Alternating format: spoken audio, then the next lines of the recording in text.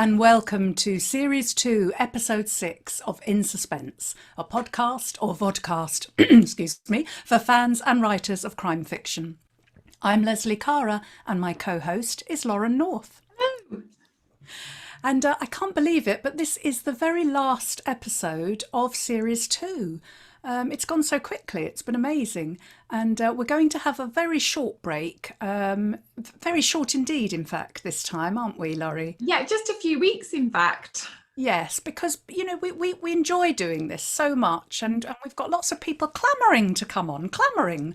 So loads of guests lined up, and but we do need a little break just to recharge our batteries. So we'll tell you when we're going to be back at the end of the show, but it won't be long. So what did we do last episode? We chatted to Jack Jordan and talked about his epic journey from indie author to being represented by a top agent and getting a fantastic two-book deal with Simon and Schuster, and that was announced last year in lockdown. And our topic for that show was the highs and lows of being a writer, especially during a pandemic. And Jack was brilliant. He was a really entertaining guest, and talked about his forthcoming novel Do No Harm, which is out next year. And we were especially excited to interview Jack, weren't we, Laurie? Because he's a good friend of ours and a fellow Essex author. Yes, us Essex authors have got to stick together, haven't we? So we're very lucky and happy to have Jack in our Essex gang. Yeah, it's just so lovely to talk to him, wasn't it? But now on to this show. We are talking in a little while to Nadine Matheson about her debut novel, The Jigsaw Man, which you can see in the background displayed. And she has started, it's a first in a new crime series set in southeast London. And it's very grisly as well in places. So we thought a fantastic topic for us today would be violence in crime fiction and how much is too much, because it is such an interesting balance, especially in psychological suspense, which obviously we both write in, when often the violence isn't overt at all, and you often have more the threat of it, or it's the aftermath of a crime. And there's normally more of an atmosphere of menace and a creepingness rather than actual being smashed in the face kind of blow by blow account of violence. Yeah, it's interesting to know, even in our genre, how much violence to put in, don't you think, Leslie? I do. And as you say, in our genre, it's the sort of level of suspense and intrigue that we're going for rather than the violent act itself. I suppose we're aiming to create that or induce that unsettled feeling in the reader, aren't we? Yes. And looking at the whys and wherefores of a particular crime, rather than the gore and the gruesome bits themselves. And of course, in the psychological suspense genre, there isn't that clear-cut distinction, is there, between the good guy or the gal and the bad guy stroke gal. No, right. The characters tend to all have something to hide because you're looking into the sort of psychological motivations, really, aren't you? I mean, I've never really been drawn to write overtly violent scenes. That doesn't really interest me, but I am a little bit just worried that I can quite easily inhabit the mind of a vindictive psychopath. So I'm not sure about that. We all have our skills, don't we? But and so I mean, that's always interesting, isn't it? I think even with a bad character, you want to sort of find out what makes them tick, what makes them the way they are. But yeah, as for overt violent scenes, no, I tend to shy away from them. I mean, I'm the same when I'm watching the TV or a film or something on Netflix. If a really, really horrible violent scene comes on, I just can't look. I have to turn away and go, oh, no. I drive my husband mad, actually, because he says, it's only a film. I'm exactly the same. But interestingly, in the book that I'm just writing at the moment, my fourth book, it's quite violent in places, which is sort of new for me. but obviously it could still be cut, so we'll have to see. But there is a couple of scenes. Again, though, the difference would be that in those scenes, I'm really focusing on that emotional terror that's happening to the victim, rather than giving those and then this and then this and then this that you might see in more of a straight crime fiction book, I think. So I'll be interested to see what my editor and agent make of the bit more of the grisly bits in my latest book. But it is interesting sort of how much violence we can get away with in this genre. And one of the things that always makes me laugh is that when I was writing One Step Behind, that it involves a stalker, for those who haven't read it, and he would leave gifts on the doorstep of his victim. And I said to my US editor at the time, oh yeah, one of the gifts he's going to leave is this dead cat, and it's clearly been run over, so it's just this roadkill that he's found that he's going to leave. And she just was not, she freaked out. It was hilarious, like, no, not at all. And it was like, no animals whatsoever, you know, you can do whatever you want, but leave the furry things alone. Absolutely. Chop up as many bodies as you like, kill as many people, but do not touch that cat or that dog. No, I don't know if there's any animal you could get away with killing, really. No, you could kiss your writing career goodbye if you do that. So it is strange. It's obviously is this line, and a very clear line, perhaps. But what I have found, when I'm reading books recently, is that when you have this expectation in our genre that there isn't going to be any violence, and we are going to skirt around it, when you then do get sort of that pound in the face, that shove down the stairs, and it sort of comes out of nowhere, it can be really gripping. And I think it's that shock factor that can really startle the reader into like becoming much more gripped in the novel. So it can make it quite a good arsenal, I think, for our toolkits for the psychological suspense genre, to just every now and again throw in a little bit of something. Yes, I think you're right. The less is more in the psychological suspense, isn't it? Because as we were saying earlier, it's about the build up, that slow build up, and then, you know, from the second half onwards, the tension really sort of ramps up, doesn't it? And then, yeah, as you say, one particularly violent act, as you say, it could just be something like a push or a punch or a slap or something, can really give the reader the jolt that they weren't expecting. Yeah. I'm now thinking that I need to go back and cut out some of my violence that I've put in my fourth book. We'll see. Yeah, I think the book I'm writing now, I don't sort of dwell on the violent scenes at all. In fact, the violence has happened before the opening of the novel, but obviously there's a reference to it throughout, and that's probably the most violent episodes I suppose I've actually included in fiction before. And I don't know what my editor will think about that. She'll find out at the end of March. So yeah, I know, it's funny when you write new things like this, and when you sort of we're always trying to explore new ways, like we've talked about in the past, of challenging the boundaries of our genre and keeping things fresh. And then you never really know when you're sending it to editors what they're going to say, and whether they have to rein it all back in again, or if they're going to like it. So yeah, it's terrifying, isn't it? Yeah, it really is terrifying. But some writers strike the perfect balance between very violent scenes, some gruesome sort of grisly scenes, and that compelling, astute sort of psychological narrative. And one of those writers is our guest today, the debut novelist Nadine Matheson. Hello, Nadine, and welcome to In Suspense. We are so happy to have you on the show. So thank you so much for taking the time out of your busy schedule to talk to us. I'm sure your ears have Thank you for having me. Oh, you're very welcome. I'm sure your ears have just been burning, because we've just been talking about violence in crime fiction and how much is too much. Yeah. So we're really looking forward to getting your view on that in a little while. But before that, let me give everyone a proper introduction. So I'm going to read your bio. So Nadine Matheson has always been passionate about writing and storytelling. She was born and lives in London and is a criminal solicitor.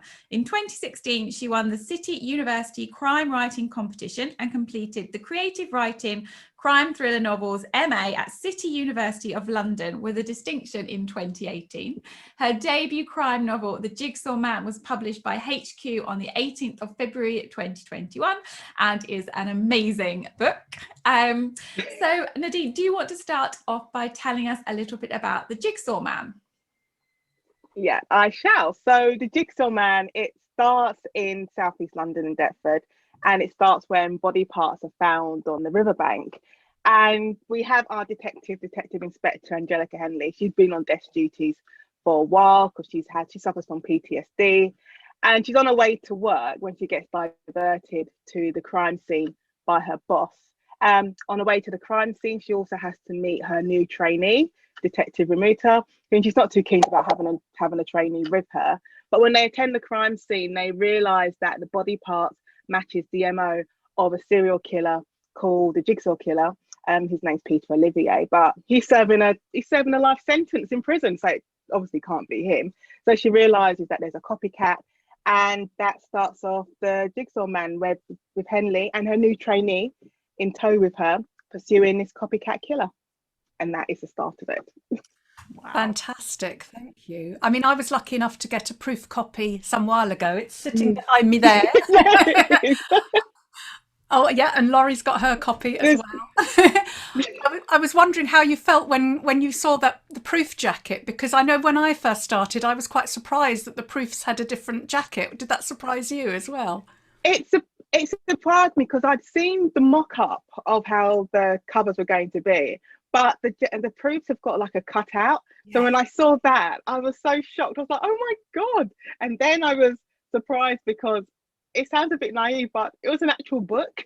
Because all this time, I've only ever seen the book on like Word documents and then the PDFs of the proofs. I've never actually physically seen it. So the first time seeing this book in my hand, I was like, oh my God, I made this. I was like a child. Yeah. So seeing the cover properly for the first time, that was amazing for the proof. It's a great feeling, isn't it? And as you said, that little stitch that you can put your finger through, and it's brilliant. It is all of that. It's so tactile. Very much well. So I wasn't expecting that when I got the proof the first time. And then when I saw the final cover, I was like, oh my God, this is just amazing. It's got quotes on it. It's like a proper book. It's a great feeling, isn't it? Oh, well, I really loved it. I really loved the book. Thank you. I particularly loved it because it's an area of London I know really well. I lived in southeast London for about 32 years. So oh, wow. I know that area of Deptford and Lewisham and Greenwich and all along that stretch of the river really, really well. So as I was reading it, I was thinking, oh my God, yeah, oh, Ladywell Park. Oh my God, I never found a dismembered body there. But yeah, no, it was really good. I mean, I've heard you describe it, or somebody has described it, I don't know whether it was you, as a macabre love letter to southeast London. I mean, I was wondering, did you always want or mean to set it there? Was that inevitable, do you think, because you grew up there? Yeah, it was inevitable. But I mean, I called it a macabre love letter to South London because, one, I grew up there. And I said, I've been reading crime fiction for so long, since I was probably like 13, 14 years old. And crime fiction to me, when it was London based, it was always either set in North London or it was more central. And I always felt that South London had kind of missed out a bit. I mean, we don't need serial killers running around, but I just thought Southeast London had missed out in crime fiction. I think it's such a dynamic area of South London. There's so many different sides to it. I thought it was just a shame. And because I grew up there, like I've seen, especially where I live in Deptford, I've seen it change so much from being like a no-go area where people just didn't want to come to live. And, you know, everyone's here. We've got coffee shops everywhere. And we see, it's crazy. And the same for like Greenwich and Lewisham. So to me, it was just like, no, I have to write about this area because it's not all how you think it is. Like there's loads of stuff below the surface. Definitely. And I love the fact that it's set by the river and that, you know, the river banks and the foreshores of the river. You know, it's such a rich pickings, really, because literally you can find all sorts of amazing things on the beach. Hopefully not body. Not body. I mean, I've never found a body part on the beach, but you do see, especially when you're walking along Greenwich and you are walking along the riverbank when the tide's out. And now, especially in lockdown, there's so many people out there just walking along, strolling along. So automatically I'm thinking, you know, how would you react if you're just taking a stroll in the sunshine, having a break, and you found a body part next to a shopping cart on the beach?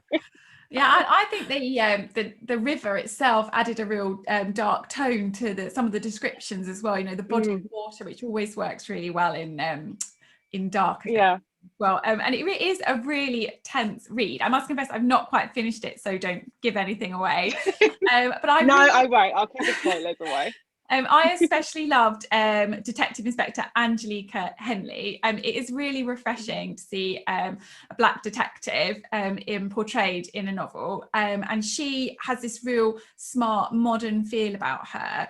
And when it came to creating her, was she sort of fully formed in your head, and then you worked the novel around her, or did she sort of evolve as you were writing? No, she definitely evolved as I was writing. It's like I always had the idea of her in my head, and that's I say in my day job as a criminal solicitor, I've seen Black and Asian female detectives, so it's not unusual for them to be there in the workplace, but for some reason they weren't visible in crime fiction. And if you did see like a Black female officer, they were normally like a side character. They weren't the main focus of a novel. So she was always there. But it was only as I started writing the story, and then also as I started writing more of Olivier, who they have this kind of, it's a very strange relationship that they have. But as I wrote more of him, she became more fully rounded and became much more like, she feels like a real person to me. And she feels like she's someone you could go and sit down and have a drink with, and talk about your life and your working day. She seems very, very real. And she has all these, she has all these issues. I mean, not those many issues, hopefully, that we don't have as her, but she has these issues that we could relate to, you know, trying to have that work-life balance, you know, trying to do the best job at work, but then also trying to make sure her home life is happy. And yeah, some days she just rather just sitting at home having a bottle of wine with her best friend and not having to deal with serial killers. Yeah, So, I liked that about her. She does have some of her own demons, though, as you mentioned, with the PTSD. Do you think it's important with your detective characters in fiction for them to have this sort of demons and sort of past that they're battling with alongside the crimes they're solving? Do you think there's a balance to be had there? I think there is a balance. I think it would be unrealistic to have a detective have a character who wasn't affected by their job. Because I said, even for me as a criminal solicitor, one of my students asked me once if we have counselling because we do criminal law, and I'm like, no, you know, no one's offered counselling. And when you think about how serious the cases we can work on, I mean, there can be murders. I've worked on fraud, not necessarily the fraud cases, but the sexual offences, those sort of cases. They in itself can be so disturbing. So you would be surprised to think, well, how come solicitors and police officers don't have some form of counselling to go to? And if you have worked on a really traumatic case, which Henley has in her past, and have physically suffered from it, I think it would be odd for her as a character, or for any detective character, not to be shaped by that in some form.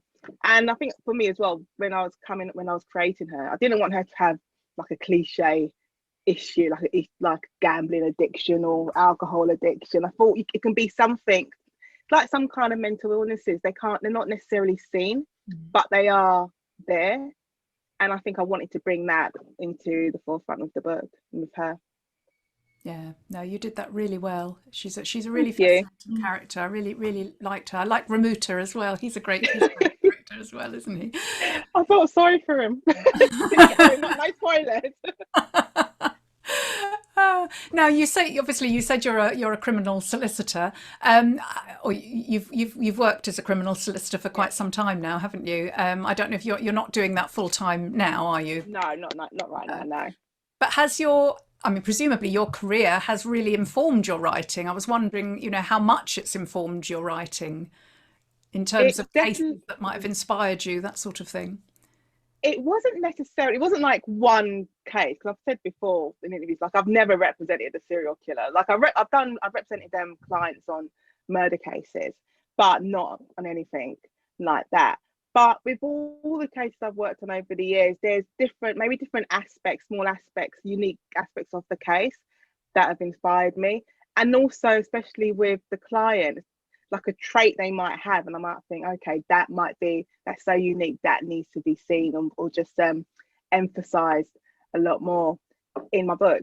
But obviously with my background procedurally, it helps because I know how the law works, I know how an investigation works. But because I only do defense, I've only in a sense seen how a case is presented from defense point of view. So I've got friends who are prosecutors and I've got friends who are police officers, so I've been able to have them fill in the holes from the other side.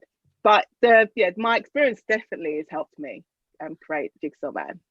And also, I think make it authentic, because that's what I really wanted it to come through, to show as being authentic.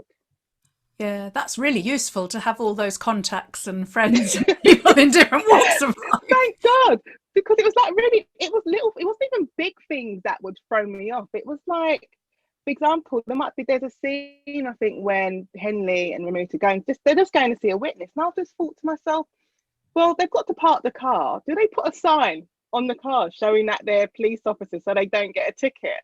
So I had to call my friend, a police officer, and I was like, well, what happens in those circumstances? There's like little things that ordinarily you wouldn't think of, but maybe because it's me, I'm like, I need to know, because I don't want anyone emailing me saying, that's not right, Nadine. We would never do that.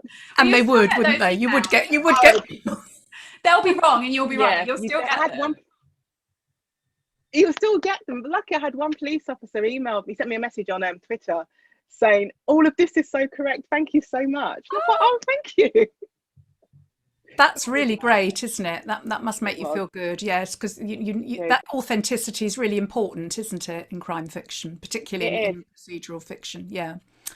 So our topic for today, Nadine, is violence in crime fiction and how much is too much. So you're really quite a good guest to have on in that respect, aren't you? Because there are particularly gruesome, grisly scenes in your novel. So, I mean, what are your thoughts on how much is too much?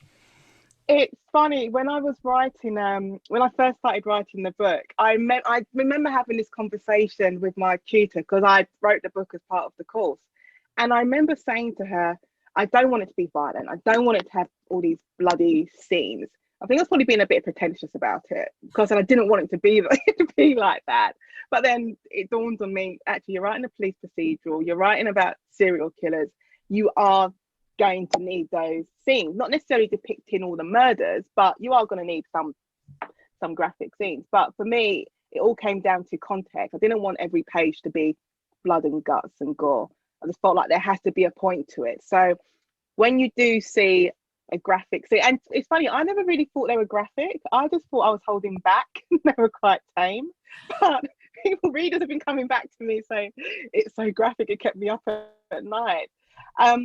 But I just thought it needs to be a point to it. So I kind of placed them strategically throughout the book. It's not there on every single page. And when they do appear, you can see why they're there. They are advancing the story in some shape or form. But I just think it can be, I think readers probably get frustrated if it's just pointless. I think you're right. Yeah, gratuitous violence. Yeah. Yeah. Did you struggle to write the more violent scenes? You just said you were holding back, so I'm guessing the answer is no, it was fine. But yeah, did you struggle, and was it something that you sort of add more to or take away from during the editing process at all? I added more to it, because when I did the first draft, and my editor, she came back and she's like, I think we need more, and I was like, more? I don't think we need more.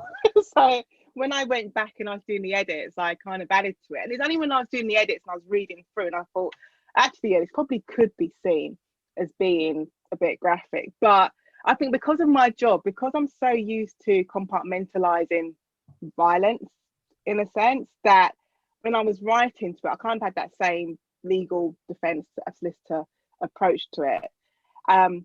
Pull it in a box. It's not directly affecting me. There's a point to it, and I have to come to some kind of conclusion. So I think I probably did hold back a lot when I was writing it, but obviously in the final product, We Apparently I didn't think didn't. so, no. It's interesting what you said then about putting it in a box. Because one of my wonderings when I was reading it was, how do you step back after having written part of the sort of a violent scene? How do you sort of take a breath and unwind? But then you say with your job as well that, I mean, that must come into play as well. You must have quite a good method Yeah. for shutting off. I honestly don't know how I'm able to do it. I think it's something, there are some people who can automatically compartmentalize and detach themselves from their day jobs and their working life. There's some people who have to actually work it. They need to give themselves something to do. I mean, one thing I used to do is watch like really bad TV, like really bad reality shows.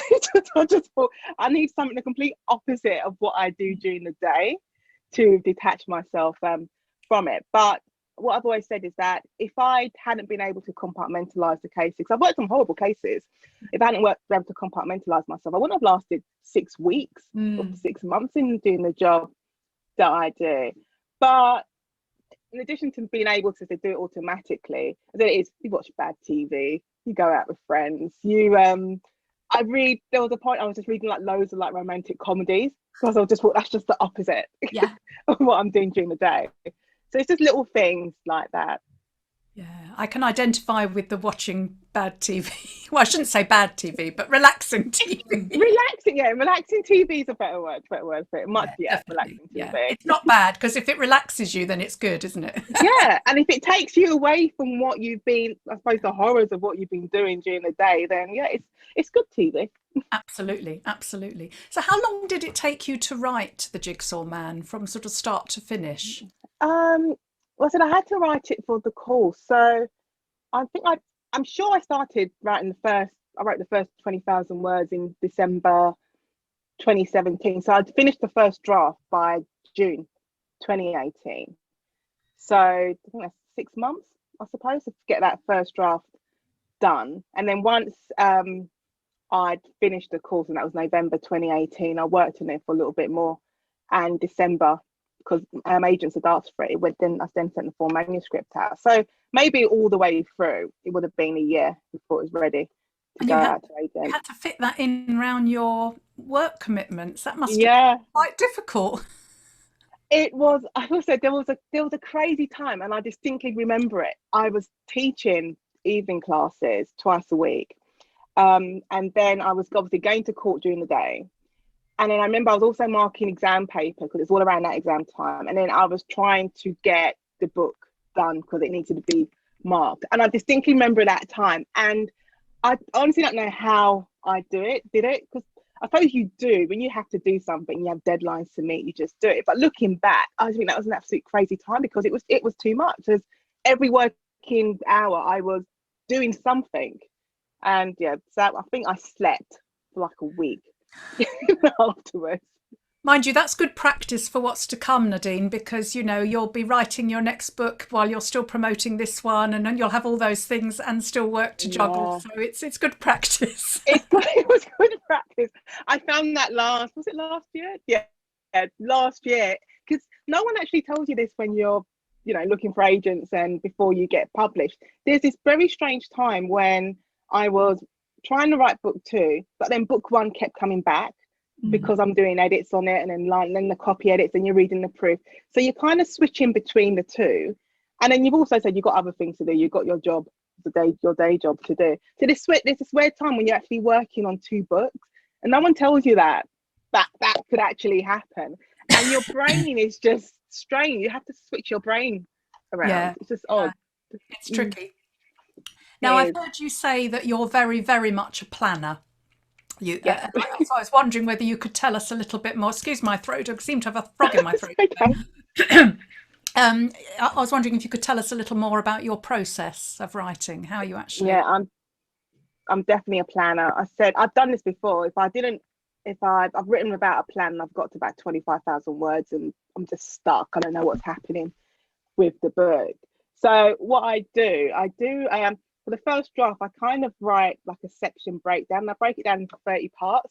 And I only do this because I did NaNoWriMo 1 year where you have to work. So you have to write a book in 30 days. And it works out about 1,600 words a day to come up with 50,000 words So I break the first draft down into 30 sections. I literally write maybe 2 or 3 sentences about what I think will happen in that section, and then that's how I write the first draft. And then once I've got, and then I call it a plan, but I also call it a safety net. So I don't necessarily stick to it, because sometimes you're writing your story and your character just takes you off in a completely new direction, or a subplot just emerges out of nowhere. So I'm not overly committed to it, but if I do get stuck, then it's nice to have it there. So I do that for the first draft, and then the second draft I then do like a chapter outline for everything that I've written in the first draft, and then I use that as a basis to follow on. So that's how I plan out my books. I need it. Fascinating to hear how every writer has a different method. It's really interesting. So are you presumably you're working, as you said, on your second book now, and that's another Angelica Henley novel. That so is. it's a series. Yeah. So it is a series. How is it going? Can you tell us anything about it, or is that? Yeah. Well, the first draft has gone, so I'm just waiting to get my editing notes back. But it was so funny because I stepped away from it for about maybe a month or so before I started, maybe longer than that, maybe 2-3 months before I started writing book 2. And when I started writing Henley and Remuta, I distinctly remember sitting back saying, "Oh, so nice to see you again," because they've been through so much. And in the second book, it's 6 months later, so it's winter in this story. And I'll say how it starts off. So it starts off when a pastor in a church is found murdered, and Henley attends the scene with Remuta. Again, they're diverted. They're told to go to this scene. It's not one of their normal cases they would work on. And when Henley's searching the church, she finds another body in a concealed room. So that's how the second book starts. I haven't got a title for it yet because I changed the title, so I'll come up with a title. But that's book 2. Oh, I love the sound of it. Exciting. You mentioned a while ago that you read romantic fiction as well, and women's fiction. So what sort of books do you enjoy? Do you read crime as well? Do you read like across all genres? Yeah, I read everything. I read women's fiction. Like I love Marian Keyes. Yeah, like so much. I think she's fantastic. But then I read crime fiction also. And because I didn't do law at university. I did history and American studies, and then I did an international relations MA. So I've got this political bug. So sometimes I read like political novels, especially around the Watergate era. I love all that how stuff. interesting. I think I'm a secret conspiracy theorist. Yeah, so those are, it's random that I'd read. And also I'm a comic book fan as well, so I'll read comics as well and graphic novels. So you saw my book, not this bookshelf, but the other bookshelf. Yeah, it's very eclectic. And can you share with us anything that you read recently or that you're reading at the moment that you're enjoying? I finished my friend's book, The Colours of Death. That's not out till June or July, I think it's out. So that's like a mixed genre of crime and speculative fiction. And then I just started The Light Seekers as well, so I'm reading that. But I have my TBR pile is absolutely ridiculous. I have so many books. Yeah, I just want to sit on the beach and just read books. That's what I'm missing. Absolutely. What about you, Leslie? Have you had any books through the letterbox this week? What are you reading? I have actually. It's not a crime book. I've been sent Caroline Hulse's new one, All the Fun of the Fair. I was going to that as well.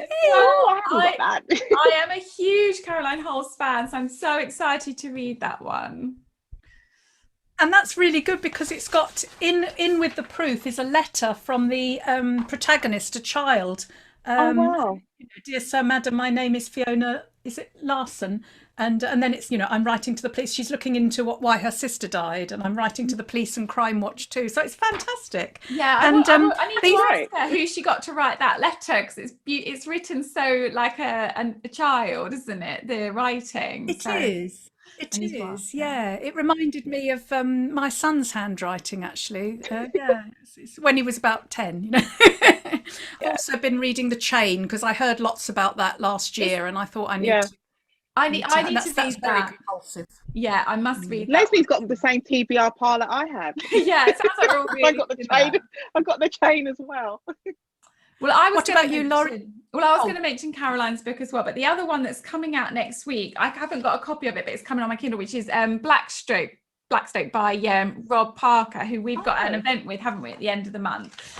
So I wanted to read the blurb for this. I'm really excited to read this. So it's wealth, security, prosperity, none of it matters in the dark. In a quiet cul-de-sac on the newly opened, much sought after Blackstoke housing development, the first handful of families are moving in. These neighbours, thrown together for the first time, are looking forward to settling into their bright new lives with varying degrees of enthusiasm. The estate couldn't be nicer, but it's a big change to everyone. Then things start to happen, bad things, as if someone doesn't want them there. So that's out on the 23rd of March. So I'm really looking forward to that.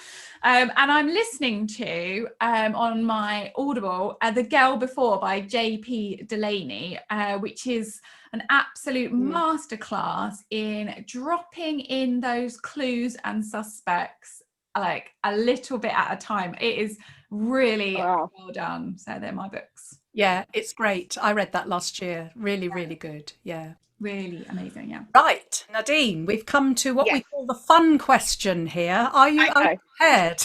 I am prepared. I'm ready. I'm going to sit up straighter. So we did wonder about asking you what's the most gruesome thing you've ever come across, but we were a bit worried about what the answers might be.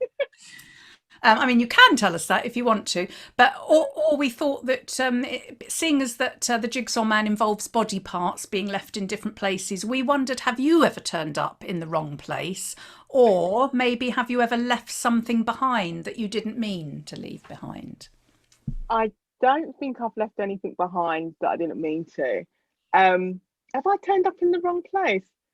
I've turned up in the wrong court before, but that's not the same thing. But I think the most gruesome thing I found, I wasn't even a trainee solicitor yet. I think I was like a paralegal, and I was sent to photocopy something. I was doing something for someone, I was a solicitor, and it just gave me a bundle of documents and didn't tell me what it was. And I opened the first page, and it was a photograph album, and it was of an autopsy. Oh. So that was the most gruesome thing. And I just wasn't expecting it. But the weird thing was, it took me a while to realize what it was that I was looking at, because they were like close up pictures. Then I went for the next page and the next page. I was like, oh, yeah. Oh, they should have given you. I think if you're expecting something like that. Yeah. No one gave. I had no warning whatsoever.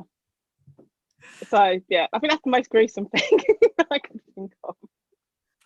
What about you, Laurie? Have you found anything or left anything behind? Or well, yes, because we were just talking about this, weren't we, before we came on, and because I couldn't think of anything, and then I remembered that when we went to Harrogate in 2019, I got given so many books that when I packed my suitcase to leave, it was bulging with books. So I left. I thought, yeah, fine, I've obviously got everything. And then I went home, and it wasn't until a month later that I realised that I had left all my clothes in the wardrobe, and I didn't notice, because they were all my really nice clothes that I don't wear unless I'm going anywhere nice, and I couldn't find them anywhere.